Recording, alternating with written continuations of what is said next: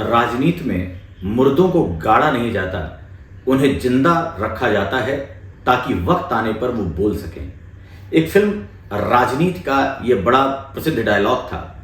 और आज भारतीय संदर्भ में जब भी मुर्दों की बात आती है, कब्र की बात आती है, तो आज औरंगजेब की कब्र को लेकर या सालार मसूद गाजी की बहराइच में कब्र को लेकर एक पूरे भारत में एक तरह से कहें कि एक विवादास्पद माहौल, वातावरण बना हुआ है। सबसे पहले हम आज इतिहास की समझ के साथ देखते हैं कि वास्तव में अगर औरंगजेब आक्रांता था, अगर औरंगजेब एक अत्याचारी शासक था जिसने सो कॉल्ड गंगा जमुनी तहजीब की परवाह नहीं की और हिंदू जनता पर अत्याचार किए, मंदिरों को तोड़वाया, जजिया लगाया, धर्मांतरण कराया, तो क्या भारत में जो उसकी कब्र है, महाराष्ट्र के औरंगाबाद के खुलदाबाद में उसकी कब्र है, और उसकी कब्र को रहने दिया जाए या नहीं रहने दिया जाए, उसको उखाड़ फेंका जाए, उसका महिमा मंडन पूरी तरह समाप्त हो, इस बात को लेकर न सिर्फ महाराष्ट्र की बल्कि पूरे भारत की राजनीति गरमाई हुई है। बड़ा दुखद है कि कल नागपुर में इस विषय को लेकर कुछ अफवाहों के साथ दंगे भी हुए, राइट्स हो गए। इस देश ने बहुत कुछ झेला है। इतिहास में जिस तरह ब्रिटिश शासन ने फूट डालो और राज करो, डिवाइड एंड रूल की तरह शासन किया, उसके बाद हिंदू और मुस्लिम समाज में इतनी ज्यादा एक तरह से मतभेद उभर आए कि छोटी छोटी बातों पर दंगों के साथ हमारा इतिहास कलंकित होता है, स्याह होता रहता है, जिसे हमने पाकिस्तान के निर्माण या भारत विभाजन के रूप में देख लिया। उसके बावजूद अभी भी ये दंश, अभी भी हम दोनों कौमों के बीच मतभेदों को देखते रहते हैं, और जो भारत के लिए, भारतीय राष्ट्र की उन्नति के लिए बहुत ही भयावह है। इतिहास को पढ़ने का अर्थ इतना है कि हमें अतीत में जीना नहीं है बल्कि अतीत को जानना है। याद रखिए, जो हमेशा अतीत में रहता है या हमेशा भविष्य की चिंता करता है, वो हमेशा परेशान रहता है। हमें वर्तमान में ही जीना है। कई नई पीढ़ी के लोग ये पूछते हैं कि एक तरफ दुनिया आर्टिफिशियल इंटेलिजेंस की बात कर रही है, सुनीता विलियम्स कल आईएसएस से 9 महीने बाद किसी तरह वापस आ पाई, हमें इसकी ओर जाना चाहिए। बहुत सारे नए प्रयोग, नए एक्सपेरिमेंट, इंडस्ट्रियल रेवोल्यूशन 4.0 की ओर बढ़ना चाहिए, और भारत अपने इतिहास में जा रहा है, कब्रों की बात कर रहा है, इतिहास बदलने की बात कर रहा है। यहां बहुत क्लियर होना चाहिए कि यह भारत ही है जो चंद्रमा के साउथ पोल पर जाने वाला दुनिया का पहला देश बना। यह भारत ही है जो मंगल पर पहले ही अभियान में सफल होने वाला दुनिया का प्रथम देश बना। हमें ये छोड़ना नहीं है, वर्तमान यही है। साइंस टेक से अगर हमने नजरें मिलाकर आधुनिकता से कदम ताल नहीं किया तो हम निसंदेह पिछड़ जाएंगे, जैसा कि मेडाइवल हिस्ट्री के समय हुआ। हमें वैज्ञानिकता के साथ आगे बढ़ना है, हमें उस प्रगतिशीलता को अपनाना है, लेकिन साथ ही साथ जमीन पर पकड़ बनाए रखने के लिए, गलतियों से सबक के लिए अपने अतीत को जानना भी है। आप सोचिए, ऐसा क्या हुआ था कि जब पूरी दुनिया में सबसे बड़ा साम्राज्य भारत के पास अगर था, अगर हम अकबर के शासनकाल को देखें, ऐसा क्या हुआ कि राजनीतिक रूप से सक्षम देश, आर्थिक रूप से सक्षम देश, सामाजिक सांस्कृतिक रूप से सक्षम देश अचानक क्यों यूरोप से पिछड़ने लगा? तो ये वही समय था जब यूरोप में पुनर्जागरण का दौर शुरू हुआ। वहां पर साइंस एंड टेक्नोलॉजी के प्रति रुचि पैदा होने लगी। कोई जेम्स वाट पैदा हुआ, कोई आर्कराइट आया, कोई हरग्रिप्स आया, बाद में एनलाइटमेंट का भी काल आ गया और न्यूटन, कांट जैसे लोग आए। लेकिन हमारे देश में ऐसा ना हो सका और हम पिछड़ते चले गए। तो यहां तो कोई शक नहीं है, हमें वैज्ञानिकता, प्रगतिशीलता, नए मूल्यों, आधुनिकता को लेकर चलना है, जो हम कर रहे हैं। लेकिन इतिहास भी समझना है कि आखिर जो अच्छाइयां थी उनको लेकर आगे बढ़ना है, तभी तो भारतित्व है। आप अपने परिवार, आप अपने मूल्य, आप अपने संस्कार को नहीं छोड़ सकते, और ये कहां से मिलेगा? तो ये इतिहास से मिलेगा। और उसी तरह आगे बढ़ने के लिए नए मूल्यों, विचारों को अपनाते हुए आगे बढ़ना है। अतीत में ही गलतियां हुई जिससे हम पिछड़ते रहे। अमेरिकी राष्ट्रपति जेफरसन ने बड़ा स्पष्ट कहा था, every generation form a new nation. हर नई पीढ़ी एक नया राष्ट्र बनाती है। इसका मतलब यह है, नई पीढ़ी को उस समय की चीजों से मतलब है, अपनी भावनात्मक चीजों को लेकर चलता है। लेकिन यह अमेरिकी संदर्भ में या पूरे अगर हम ऐतिहासिक संदर्भ में देखें तो बेहतर कल्पना नहीं है, क्योंकि हमें अतीत की बातों को जरूर जानना चाहिए, जिससे, जैसा मैंने डॉक्टर अंबेडकर साहब का कोट आपके सामने प्रस्तुत किया था, इतिहास को जानने वाला ही इतिहास रच सकता है। इसलिए हमें अपने अतीत को जानना ही चाहिए। याद रखिए, इतिहास बिना राष्ट्र वैसा ही है जैसे जड़ विहीन वृक्ष। जिस राष्ट्र का अपना इतिहास नहीं होता, उसकी अपनी अस्मिता नहीं होती, डिग्निटी नहीं होती। और जब भारत के पास इतना समग्र इतिहास है, उसे लेकर चलना चाहिए। लेकिन मैं फिर कह रहा हूं, यह मतभेद बढ़ाने के लिए नहीं होना चाहिए। बहुत स्पष्ट होना चाहिए, यह अतीत में गलतियों से सबक लेना है, उसको अपनाना नहीं है, अच्छाइयों को अपनाते हुए आगे बढ़ना है। अगर हम इन्हीं मतभेदों और इन्हीं बुराइयों से घिरे रहेंगे तो कभी भी हम जो 2047 का लक्ष्य है, विकसित भारत, जो विश्व गुरु का लक्ष्य है, उसे हम हासिल नहीं कर सकते। हम आपसी विवादों में ही घिरे रहेंगे। इसीलिए तो इतिहास पढ़ना है कि हम इन चीजों से बचकर अच्छाइयों को ओर बढ़ें। बड़ा स्पष्ट डॉक्टर अंबेडकर साहब का सम्मान पूरा भारत करता है, और डॉक्टर अंबेडकर साहब ने बड़ा स्पष्ट कहा है कि जो पीढ़ी अपना इतिहास नहीं जानती, वह कभी भी अपना इतिहास रच भी नहीं सकती।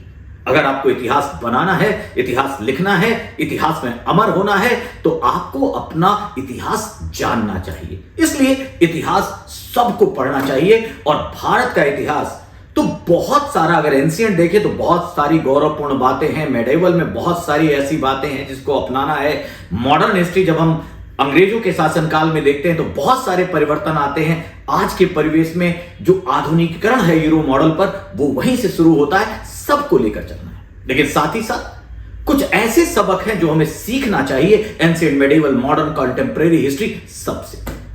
अब आते हैं मूल विषय पर, औरंगजेब।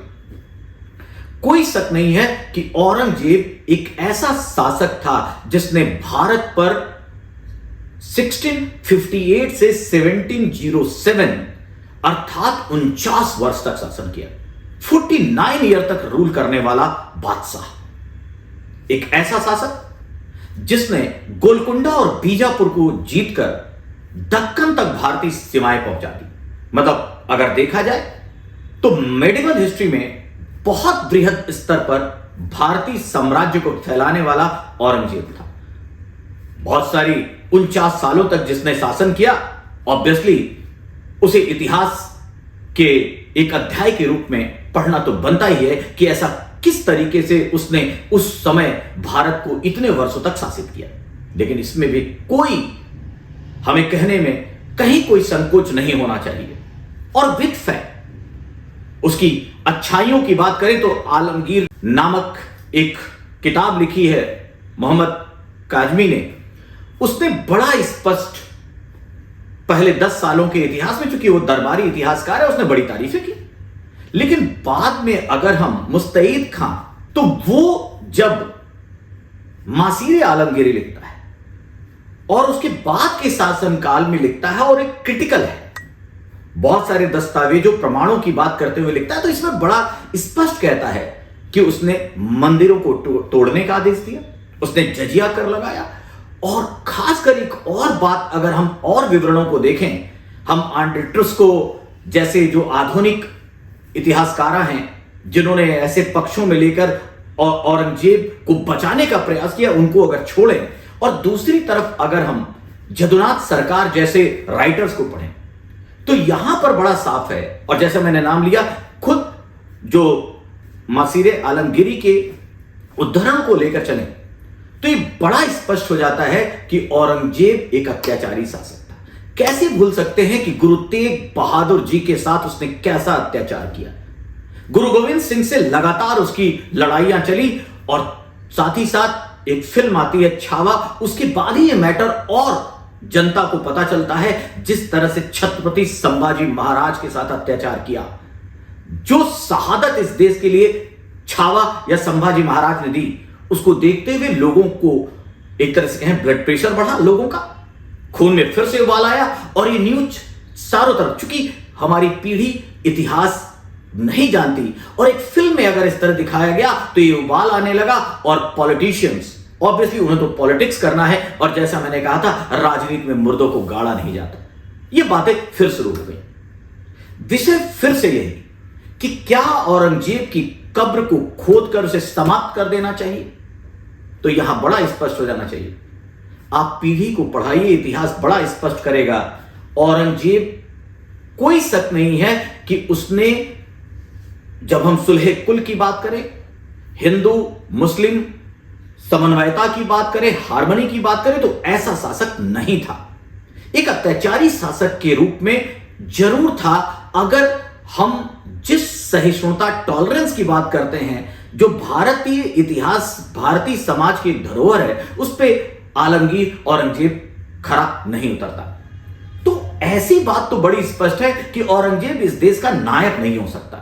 बहुत सारे ऐसे विवरण हैं, जैसा मैंने कहा आप साकी मुस्तैद खान की, जो बार बार कह रहा हूं, मासीरे आलमगीरी इसका बहुत बढ़िया दस्तावेज प्रस्तुत करती है। जुद्दनाथ सरकार ने बहुत कुछ लिखा है। भीमसेन जो उस समय कॉन्टेम्परेरी एक तरह से औरंगजेब के समकालीन थे, उनकी किताब में बड़ा साफ लिखा है। तो ऐसी बातों को लेकर वो नायक तो नहीं माना जा सकता। अब बात रही कि चलिए नायक खलनायक, इस पे ऑलरेडी एक बहुत बढ़िया दस्तावेज आंकड़ों और हिस्ट्री की किताबों के साथ मैं प्रस्तुत कर चुका हूं, जिसे आप देख सकते हैं। आज विषय यह है कि क्या उसकी कब्र को उखाड़ फेंकना क्या मुद्दा है? तो यहां बड़ा स्पष्ट हो जाना चाहिए, इससे सहमत नहीं हुआ जा सकता। अगर उसकी कब्र खुलदाबाद में है, उस कब्र को बनाए रखिए। मैंने पहले कहा इतिहास क्या है, story with message, story with lesson. अगर वो एक ऐसा व्यक्ति था जिसने अत्याचार किया, तो हमारी पीढ़ियों को पता होना चाहिए, एक नायक के रूप में नहीं।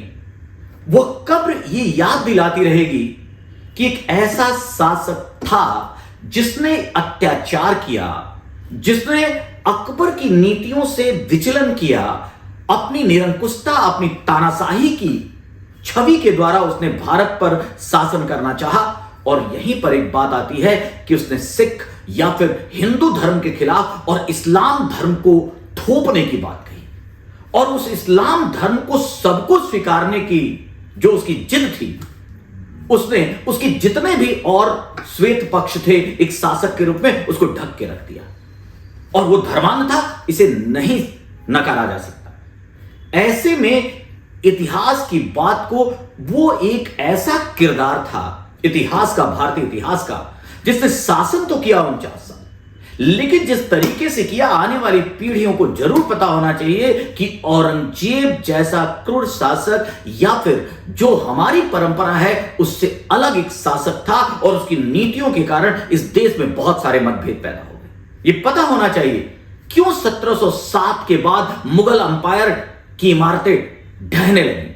1526 में बाबर आया, और बाबर, आप सोचिए 1526 से 1707 तक मुगल अंपायर की पताका, कहा जाता है औरंगजेब के पास लगभग 5 लाख की सेना थी, जो दुनिया में सर्वाधिक सेनाओं में से एक थी।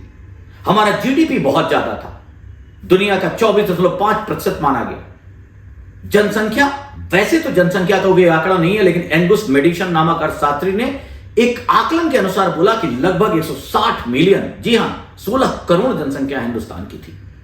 इन बातों को देखते हुए उस समय अगर इसने इस तरह से किया कि जो आज भी बात होती है, कहीं कहीं लोग कहते हैं कि पूरा इस्लामीकरण कर दिया जाए या फिर ये हिंदुस्तान है और केवल एक ही तरह के लोग रहें, इसको माना नहीं जा सकता, क्योंकि हिंदुस्तान का मतलब ही है समन्वित संस्कृति, सब मिलजुल कर रहें, लेकिन भारतीय परंपरा का सम्मान करें। भारत में आने के बाद वो भारतित्व के साथ आगे बढ़े। वो किसी एक को थोपने की अगर बात होगी तो ऐसी चीजें आएंगी। औरंगजेब ये सिखाता है। औरंगजेब की कब्र जब तक रहेगी, इतिहास और हमारी आने वाली पीढ़ी हमेशा ये बात रखेगी कि याद रखिए, आप सब जानते होंगे जो इतिहास में एक परंपरा रही है इस्लाम की, कि तलवार के बल पर इस्लाम को प्रसारित किया जाए। और इसी में एक बात आती है कि दारुल उलूम को दारुल इस्लाम में बदला जाए। तो दारुल इस्लाम भारत नहीं बन पाया, यही तो हमारी ब्यूटी है। बाकी देश बनते चले गए अरब से। देखिए आते आते सब, और एक बड़ा अच्छा उदाहरण दिया जाता है कि पर्सिया कैसे ईरान बन गया। लेकिन भारत में ऐसी परंपराएं रही और इसके पीछे हमारा मजबूत जो इतिहास है, संस्कृति है, परंपराएं हैं, शौर्य है, उस सबने संभाला। औरंगजेब जैसे लोगों की कब्र जरूर अभी बनी रहनी चाहिए और उससे केवल यह मैसेज जाना चाहिए इतिहास में सही तरीके से कि उन्होंने ये पॉजिटिव किया, उन्होंने ये निगेटिव किया। और निगेटिव किया तो पीढ़ियों को पता होना चाहिए कि जो इस तरीके से जो साम्राज्य की आवश्यकताएं नहीं समझता, जो सही तरीके से शासन नहीं करता, जो क्रूरता अत्याचार की बात करता है, उसे पीढ़ियां किस नजरिए से देखती हैं और साथ ही साथ उसके बाद किस तरह मुगल अंपायर पूरी तरह धाराशायी होता गया। कैसे 1707 के बाद जो राजा बनने लगे, कहा जाता था सर्वाइवल ऑफ फिटेस्ट की जगह सर्वाइवल ऑफ वीकेस्ट होने लगा, सबसे कमजोर व्यक्ति को राजा बनाने लगा। और सच्चाई यही है कि धीरे धीरे लाल किले में मुगल शासक सीमित रह गया और यहां तक कि 1857 के महाविद्रोह, जब बहादुर शाह जफर हमारे जो लास्ट मुगल बादशाह थे, उनके बारे में कहा जाता था कि लाल किले में भी उनकी हुकूमत नहीं चलती थी। तो कहीं ना कहीं गलतियां हुई हैं, इतिहास ये बताता है। अतः इतिहास की समझ के हिसाब से यह विषय जरूर होना चाहिए, औरंगजेब की कब्र खोदने से क्या होगा। वैसे भी आज का आधुनिक युवा यह समझता है कि इतिहास क्यों पढ़े, जो हो गया सो हो गया। 2025 में अगर हम इस बात को देख रहे हैं तो 1707 में औरंगजेब की मृत्यु हुई, मतलब 318 साल पहले की बात जब उसकी कब्र बनी। क्यों हम गड़े मुर्दे उखाड़ रहे हैं? एक बड़ा अच्छा विषय है ना, गड़े मुर्दे उखाड़ना, मुर्दों को उखाड़ा जा रहा है। इससे हमें क्या मिलेगा? ऐसी राजनीति में कुछ स्वार्थपरकता भी दिखती है और एक बात और दिखता है, चूंकि इस समय एक तरह से कल्चरल रिवाइविज्म की बात आई है और ऐसे समय में यह बात जरूर बड़ा साफ है कि क्या कुछ विषय, इसका दूसरा पक्ष ये भी तो कहता है ना कि क्या तब हम उन अत्याचारियों को, क्या हम उस जिन लोगों ने हमारा शोषण किया, जिन्होंने हमारे पूर्वजों का खून बहाया, उनको अपना एक तरह से मार्गदर्शक, उनको प्रतीक के रूप में संभाल के रखे? तो इसका आंसर यही है। एक तरफ डिबेट में यह भी कहा जा रहा है कि अंग्रेजों ने जो हम पर शासन किया, जब हम औपनिवेशिक दासता के शिकार थे, आप जानते हैं कितना ज्यादा शोषण अंग्रेजों ने किया। आज एक आंकड़ा कहता है, उत्सव पटनायक ने रिसर्च करके कहा कि 45 ट्रिलियन डॉलर का ड्रेन हमारी धन निकासी की गई। कितने ज्यादा हमारे लोगों पर अत्याचार किया गया। उस औपनिवेशिक दासता से मुक्ति के लिए तो कुछ नहीं किया जा रहा है। और हिंदू इस्लाम की बात औरंगजेब को इसलिए लाया जा रहा है क्योंकि राजनीति हो। पहली बात, इस सरकार का एक सकारात्मक कदम यह जरूर मानना चाहिए कि उसने औपनिवेशिक दासता से मुक्ति का प्रयास भी किया है। आलोचना के लिए आलोचना ना हो कि केवल राजनीति हो रही है। आपने देखा होगा औपनिवेशिक प्रतीकों से मुक्ति के लिए बहुत सारे प्रयास किए गए। मैं कुछ उदाहरण देता हूं क्योंकि इतिहास बिना आंकड़ों, बिना तथ्यों के नहीं चलता। अतः सबसे पहले देखना चाहिए जो बहुत इंपॉर्टेंट चीज थी, इंडिया गेट का उदाहरण लेते हैं। दिल्ली में सबसे पहले जो उसका नाम राजपथ था, उसका नाम हटाकर कर्तव्य पथ कर दिया गया। दूसरे नंबर पर इंडिया गेट के पास एक छतरी थी। पहले वहां जॉर्ज पंचम की मूर्ति भी थी, बाद में एक छतरी रख दी गई, वो ब्रिटिश गुलामी का प्रतीक था। उसको हटाकर अब वहां सुभाष चंद्र बोस की प्रतिमा है। इंडिया गेट, याद रखिए, फर्स्ट वर्ल्ड वॉर में जो भारतीय सैनिक अंग्रेजों की तरफ से लड़ने गए थे, उनके नाम इंडिया गेट पर अंकित है, शहीद स्मारक के रूप में माना जाता था। आप देखिए, अब इसके बाद वॉर मेमोरियल वहां स्थापित किया गया है, युद्ध स्मारक। वहां जो भारत के लिए लड़ने वाले, आजादी के बाद जो भारतीय, हमारे देश की आजादी, हमारी संप्रभुता की रक्षा और खासकर युद्धों में जो शहीद हुए हैं, उनके नाम लिखे गए हैं। तो वॉर मेमोरियल की बात कीजिए। साथ ही साथ अभी तक हमारी जो नेवी थी, जब आईएनएस विक्रांत का लोकार्पण हुआ 2022 में, तो हमारे नेवी में जो फ्लैग था, उसके प्रतीकों में कहीं ना कहीं जॉर्ज क्रॉस आता था। उसको हटाकर शिवाजी की मुद्रा का उपयोग किया जाना। ऐसे बहुत से उदाहरण हैं। त्रिमूर्ति भवन को नाम बदलकर प्रधानमंत्री संग्रहालय किया जाना। ऐसे बहुत से उदाहरण हैं जिससे धीरे धीरे हम कोशिश कर रहे हैं कि उस औपनिवेशिक दास्ता से मुक्ति पाएं। और क्यों ना हम भारतीय शहादत, जो भारतीय थे, जिन्होंने भारतीय परंपरा के लिए अपनी जान दे दी, जो वास्तव में हमारे हीरो थे, उनके नाम पर क्यों ना और उनके प्रतीकों को क्यों ना लाया जाए। क्योंकि जब आप सोचिए, हमारी पीढ़ी जब भी ऐसा बदलाव होती है तो सोचने लगती है इससे क्या फायदा है। लेकिन याद रखिए, जब हम किसी कर्जन की सोचते हैं, जब हम किसी औरंगजेब के बारे में ही पढ़ते रहते हैं, तो हमारी जो आत्मबल है, हमारा जो सोच है, वो थोड़ा डाउन होता है कि हम इनके गुलाम थे, हम इनके अधीन थे। जब हमारा शौर्य होगा, हमारा नायक होगा कि क्या औरंगजेब की कब्र को उखाड़ फेंकने से जो नागपुर में दंगे हो रहे हैं, और आज हर दूसरे मुद्दे पर जहां हिंदू और इस्लाम की बात आती है, वहां इस तरह के मतभेद सामने आने लगे हैं। एक चीज तो बड़ी स्पष्ट है कि जिस तरह अंग्रेजों के शासनकाल में फूट डालो और राज करो की नीति का इस्तेमाल किया गया, उसने और अन्य कारणों से भी हिंदू और मुस्लिमों के बीच जो भावनात्मक दीवार है, कहीं ना कहीं वो इतनी चौड़ी हो गई है कि किसी भी छोटे से मुद्दे पर भी यह मतभेद सामने आ जाते हैं। और कितना दुर्भाग्य है कि दंगे के रूप में उभर आते हैं। इसका मतलब हमारे दिल मिल नहीं रहे हैं, और किसी भी राष्ट्र, भारत जैसे राष्ट्र के लिए यह बड़ा ही दर्दनाक है। आज औरंगजेब की कब्र ना हो, इस पे लेकर दंगे हो जाना, लोगों को मारा जाना, हम किस आधुनिकता में जी रहे हैं? हम कैसे अपनी आंख मिला सकते हैं विकसित राष्ट्रों से? इस मुद्दे पर अगर हम लड़ रहे हैं तो क्या हम 300-400 साल पहले नहीं जा रहे? यह जहालत का विषय है, यह हमारी एक तरह से बेवकूफियत का विषय है, और इस पर हमें गर्व नहीं करना चाहिए। जो हिंदू कब्र उखाड़ने को लेकर और उनको लगता है इसी से भारत का गर्व बढ़ेगा, तो गलत फहमी में है। अरे भाई, मैं बड़ा स्पष्ट कह रहा हूं, औरंगजेब नायक नहीं है, खलनायक है, धर्मांध है, उसको बताइए। उनकी कब्र पर उनका महिमा मंडन ना हो, उसे अलग थलग छोड़ना एक विषय हो सकता है, लेकिन कब्र उखाड़ने के विषय को लेकर इतना उतावलापन, यही उतावलापन अगर हम किसी सकारात्मक दिशा में लगाएं, एक राष्ट्रशक्ति के रूप में लगाएं, तो बहुत बेहतर होगा। दूसरी तरफ मैं इस्लाम को मानने वाले मुस्लिम धर्म के लोगों से कहूंगा कि जिस तरह तोड़फोड़ इस मुद्दे पर कल जो विषय सामने आया, उनको समझना चाहिए कि उनका रोल मॉडल औरंगजेब नहीं हो सकता। उसने गलतियां की, उसे स्वीकारा जाना चाहिए। हमारी संस्कृति, भारतीय संस्कृति यही है जो हम गंगा जमुनी तहजीब की बात करते हैं, जिसे हम एक तरह से समन्वित शैली की बात करते हैं। अच्छाई दोनों, इस्लाम की अच्छाइयों को हिंदू अपनाए, हिंदू की अच्छाइयों को इस्लाम अपनाए, और दोनों ही पैरेलल तरीके से बढ़े।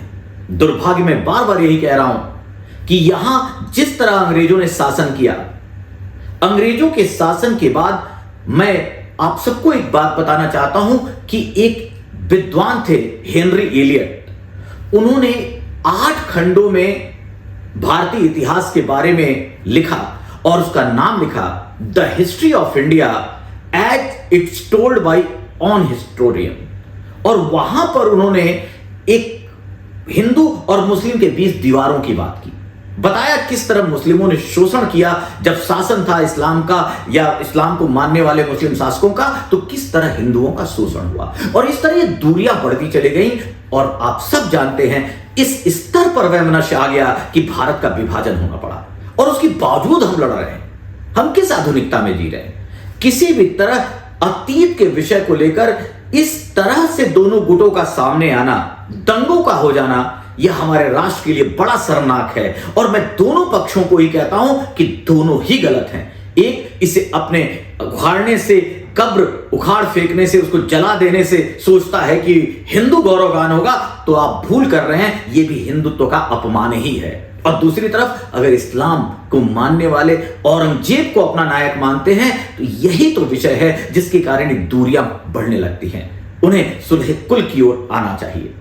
याद रखिए, डलहौजी, करजन, ये दोनों बेसिकली भारत में आधुनिक जो अवसंरचनाएं थी उसके विकास के लिए बड़े इंपॉर्टेंट थे।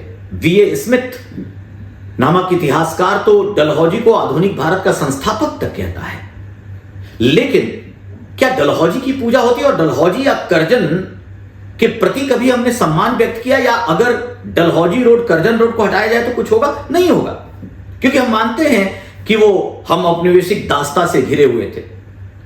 लेकिन जैसे ही कोई भी विषय हिंदू और इस्लाम के बीच आता है तो यह मुद्दा बन जाता है, क्योंकि इस देश में पॉपुलेशन जाता है और राजनीति इन्हीं दोनों को बड़ा, इन दो धर्मों के विषय को बहुत सेंसिटिव और अपने फायदे, अपने स्वार्थ के लिए देखती है। इसीलिए औरंगजेब आता है या कोई मसूद गाजी का विषय आता है तो यह विषय बड़ा ही ज्यादा एक तरह से चर्चित और विवादास्पद हो जाता है। हमें अपनी पीढ़ी को यह जरूर बताना होगा कि अगर किसी भी धर्म का व्यक्ति है, किसी भी ऐतिहासिक कालखंड में, अगर वो अपराधी है, अगर वो क्रूर है, अगर वो शोषण करता है, अगर वो भारतीय संस्कृति की पहचान नहीं करता, अत्याचारी शासक है, तो ऐसे को नायक नहीं मानना है, महिमा मंडन नहीं करना है और विषय को समग्रता से बताए जाने की जरूरत अवश्य है। इस तरीके से हमें इतिहास को पढ़ना होगा। अतः बड़ा स्पष्ट है, इतिहास पढ़िए, औरंगजेब को जानिए, उसकी गलतियों को जानिए, उसकी अच्छाइयों को जानिए, उसे खलनायक मानते हुए जरूर देखिए, खासकर धार्मिक विषय के संदर्भ में। लेकिन उसकी कब्र उखाड़ने के विषय को लेकर आज के भारत को, आप हमारे भारतीय इतिहास को, हमारी परंपरा को मलिन मत कीजिए। इस स्थिति में ना आए कि ऐसा लगे कि हम 1707 और उससे पहले के एक तरह से युग में चले जा रहे हैं।